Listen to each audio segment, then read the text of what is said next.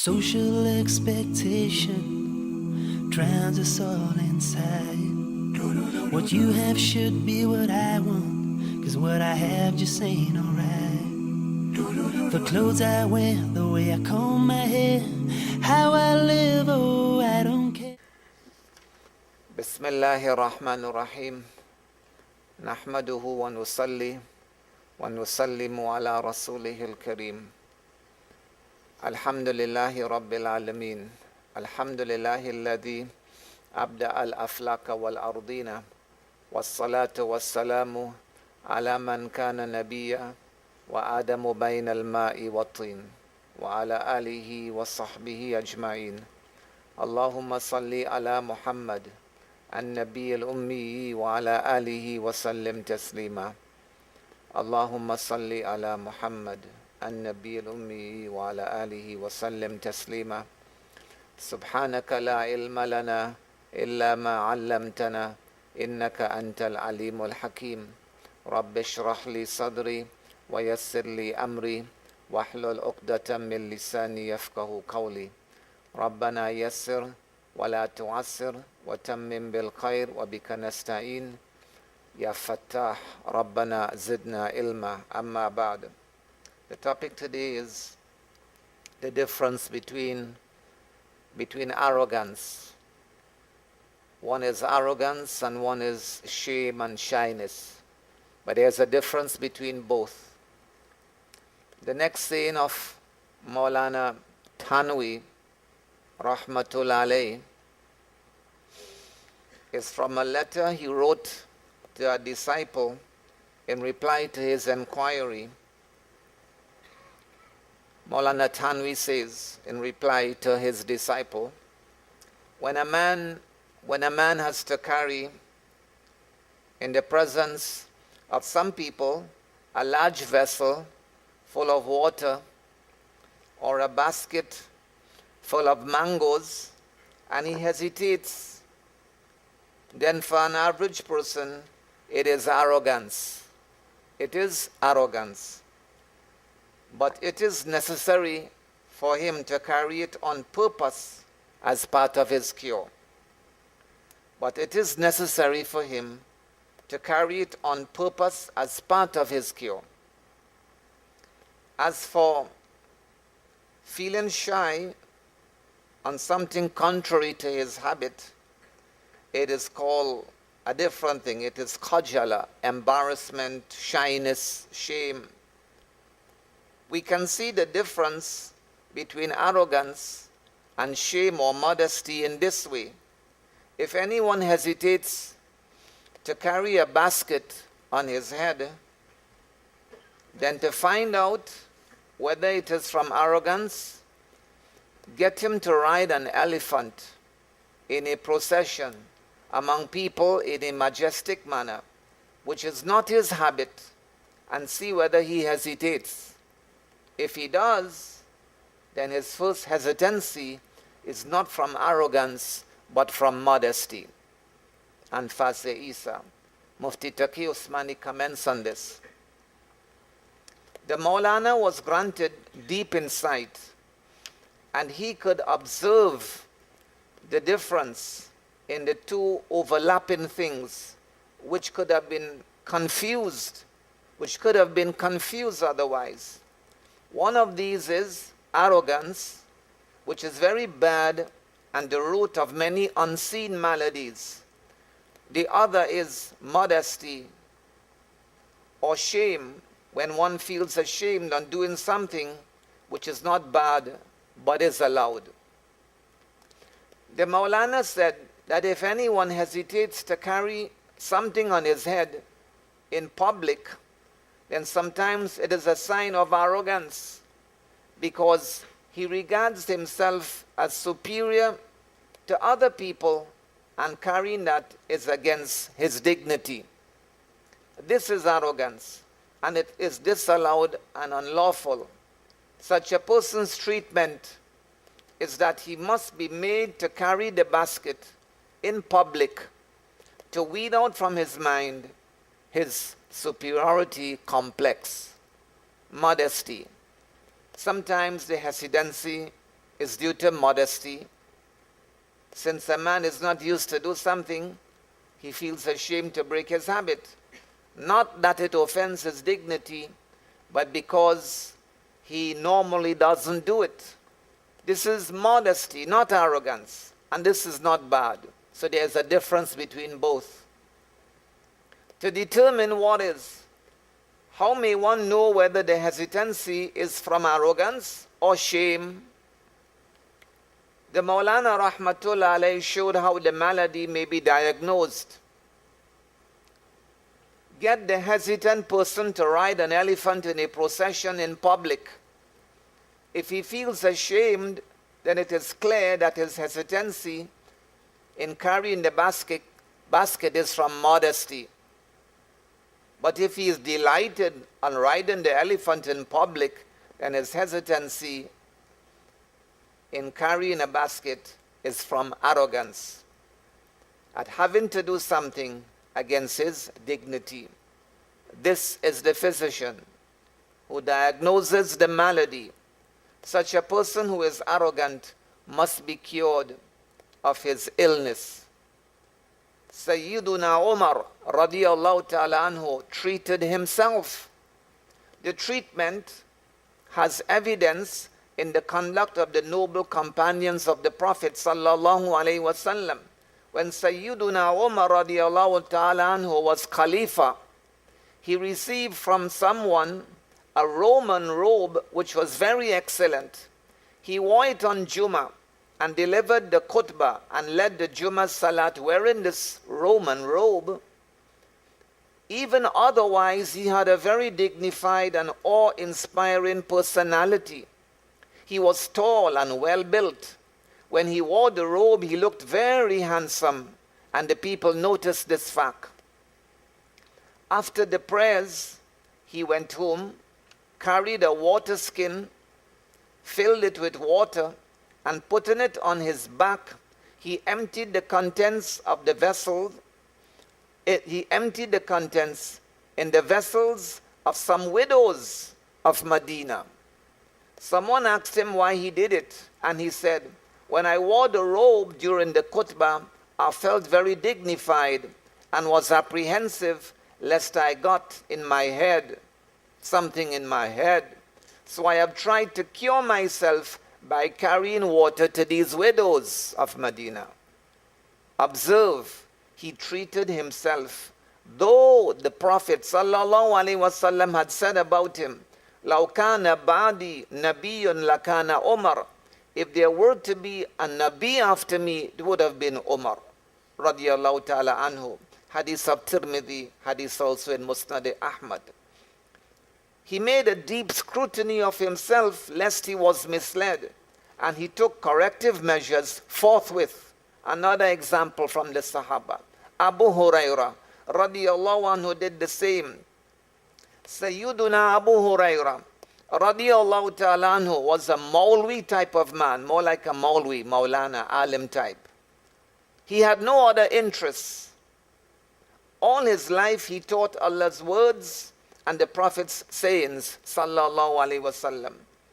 He narrated some 5,364 ahadith. 5,364 ahadith only from Abu Hurairah radiyallahu ta'ala anhu. When Marwan ibn Hakam was governor of Medina, he had to travel somewhere. So he appointed Sayyiduna Abu Hurairah radiyallahu anhu as acting governor in his place, in the place of Marwan ibn Hakam. It was the result of his association with the Prophet sallallahu alaihi wasallam and his teachings that he, Abu Hurairah, conducted his office very efficiently all day, disposing of everything a governor was expected to do. When his duties were over in the evening, he picked up wood and carried it on his head through the market of Medina, where he sold it to earn his livelihood. He did not suffice at that.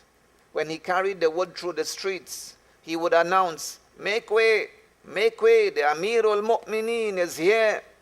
The Amir who was a laborer too. He did that in order that he might not feel elated by the high office of acting governor that he held. This was his corrective measure. Another example of Hudhaifa radiyallahu ta'ala anhu. Sayyiduna Hudhaifa radiyallahu anhu ibn Yaman was the conqueror of Persia. He was the conqueror of Iran, who routed the Kisra, the Khosrows. He had made everyone in the court of the Kisra, of the Persian Empire, shudder. When he delivered a sermon there, he made everyone shudder. He was the Prophet's confidant, Hudhaifa radiyallahu ta'ala anhu. Sayyiduna Umar radiyallahu anhu appointed him as governor of Madain, the governor of Madain, the capital of Iran at that time. In those days, Iran, Persia, was a superpower, and obviously its capital, Madain, was majestic, something like Washington or Moscow today. I have seen the ruins of Kisra's palace, says Mufti Sahib. The walls of the palace of Madain, of the Kisra, stand even today and do not fail to impress visitors. But when Hudhaifa, when he went there, he rode a donkey, and that was then considered the meanest form of transport. All day he dispensed official duty. All day he dispensed official duty, and in the evening he sold merchandise to earn his livelihood, though it was proper for him to draw salary from the government, because he's the conqueror, he is the one in charge there. However, Hudhaifa radiyallahu anhu engaged in business in order to fight off arrogance if that infested him. This was his corrective measure. So it is not bid'ah, the treatment prescribed by the mashayikh, the sheikhs, and the treatment prescribed by the Sufis to their disciples has its roots in these corrective measures adopted by the Sahaba radiyallahu anhum. Some people allege that the treatment and the mujahada suggested by the sheikhs and the Sufis are bid'ah, but I have recounted to you the example of treatment employed by the very Sahaba radiyallahu ta'ala anhum. The Sufis use their examples to treat their disciples. Reforming inner self at Deoband. In the initial stages of Darul Ulum Deoband, the students were not restricted to only learning from books. Rather, they were trained the little things. This is why the early history of Darul Ulum Deoband is reflected in these words. We saw a khanqa in a madrasa. We saw a khanqa in a madrasa.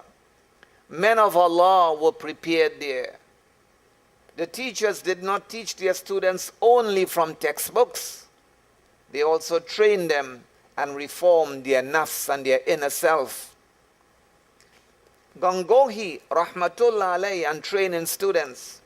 Maulana Thanwi, rahmatullah alayhi, has written about Maulana Rashid Ahmad Gangohi, rahmatullah alayhi, in his book Arwahi Thalatha, that when Maulana Gangohi, when he spied signs of arrogance in a student, he put him on a corrective work, like to set shoes of visitors in a right order. When he sensed humility in a student, then he himself carried that student's shoes. While he was taking class one day, it began to rain, and it became necessary to vacate the place and go elsewhere. The students picked up their books and rushed indoors. But Maulana Gangohi, rahmatullah alayhi, carried the shoes of the students to cover. Thus he trained them on the one hand, and on the other showed them through his action that the work was not below their dignity. Humility of Maulana Aziz, Maulana Eazaz Ali, rahmatullah alayhi, my respected father, Maulana Mufti Muhammad Shafi, rahmatullah alayhi, recounted to us about a journey of Shaykh al-Adab, Maulana Eazaz Ali, my father Rahmatullah alayh, and other teachers of Darul Uloom Deoband who were students of the Maulana were his co-travelers. As they were about to go, Maulana Eazaz Ali Rahmatullah alayh told them that a hadith called upon travelers to appoint one of their members as an Amir, so they must do so. My respected father Rahmatullah alayh pointed out that they already had an Amir, implying that the Maulana was the Amir. He asked, do you wish to appoint me as your Amir? They said, yes. Who would take the office in your presence? He said, when anyone is made Amir, his command has to be obeyed. When anyone is made Amir, his command has to be obeyed. They said, Insha'Allah, we will obey you. We will obey you. They then went to the railway station, and as the train came, he carried a few baggages and walked towards the train. They said, Maulana, what are you doing? He said, you will have to obey the Amir. The teacher carried baggage while the students followed empty-handed. Throughout the journey, the Maulana seized every opportunity to serve, always shooing them off with, obey the Amir. These were our elders. Today we have built a false prestige and consider these things below our dignity. This is takabbur. This is arrogance. Maulana Muzaffar Husain's humility, rahmatullah alayh. Maulana Muzaffar Hussain, rahmatullah alayh, Khandalwi, from the same town of Hazrat Sheikh Maulana Zakaria, was a great wali. He was a great wali and friend of Allah, Maulana Muzaffar Hussain. His wilayat, his saintness, and his knowledge and righteousness were well known. People visited him in large numbers. An old man traveled to visit him. While he was on foot carrying some luggage, this old man took rest after every few steps because that was heavy. By a coincidence, Maulana Muzaffar Hussain, rahmatullah alayh, was also returning to Kandla from one of his journeys. He saw this old man with heavy luggage which he could not carry. He said to him, if you permit me, I will carry it for you. The man said, if you do that, Allah will reward you. So Maulana carried his luggage and they walked along. They conversed as they walked. The Maulana asked him where he was going. He said that he was going to Kandla to meet a great, great Maulana of whom he had heard by the name of Maulana Muzaffar Hussain, rahmatullah alayh. Then he asked, where are you going? He said, I am also going to Kandla, where I reside. The old man asked, do you know Maulana Muzaffar Hussain, rahmatullah alayh? He said, yes. The old man said, he is a great alim, a great man of Allah, a righteous wali. He said, yes, he does offer salat. He does offer salat. They cut their distance in this way. When they were in the limits of Kandla and its people observed the Maulana carrying weight on his back, everyone rushed to take it from him. He was greeted, shown respect, and people came to him.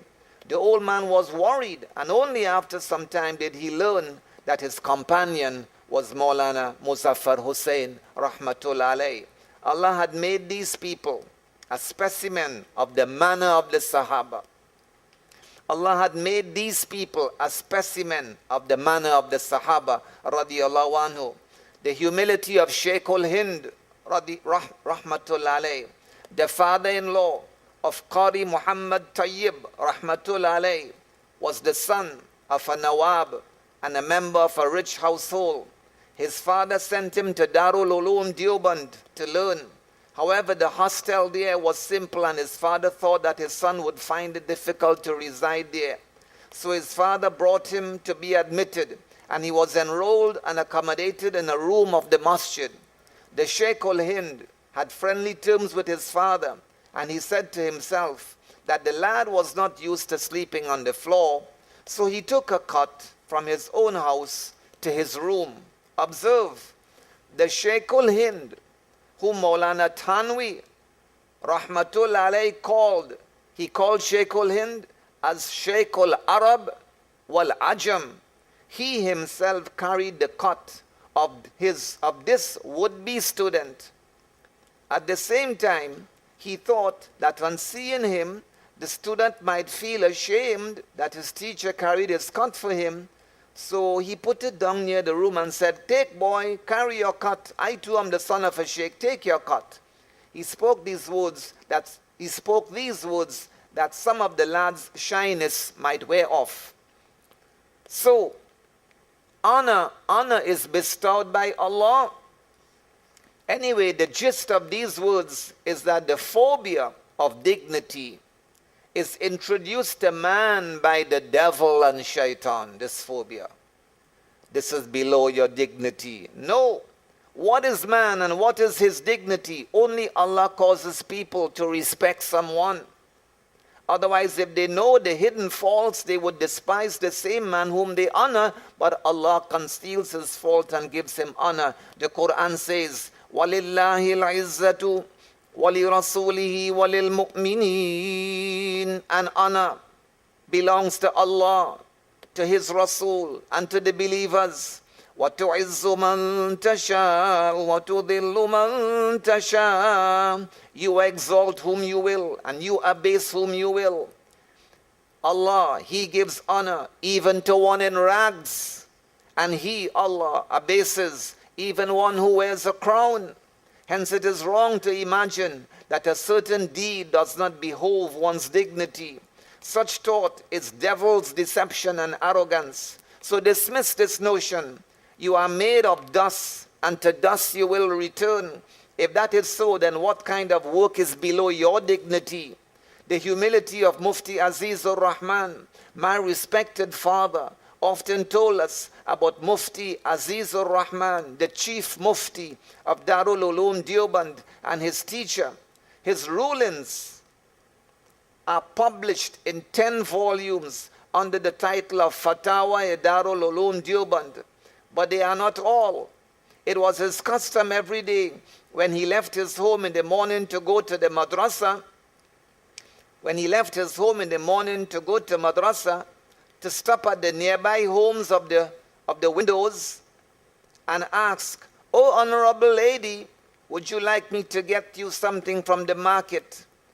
They would tell him of their needs. There were about 5 widows. Then he would go to the market, buy what they wanted, and deliver to each woman what she had demanded. Sometimes one of them would say, "Mauli, hey Mauli Sahib, you got me a wrong thing." He would say, "It does not matter, I will replace it."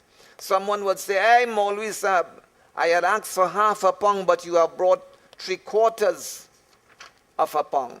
He would volunteer to return the excess. After that, he would go to madrasa and attend to his duties. The humility of even Mufti Muhammad Shafi, Rahmatullah alayh.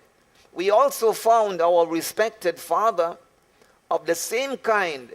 He never thought of building his own dignity. He would go to the market like a common man, a bowl in his hand to buy milk.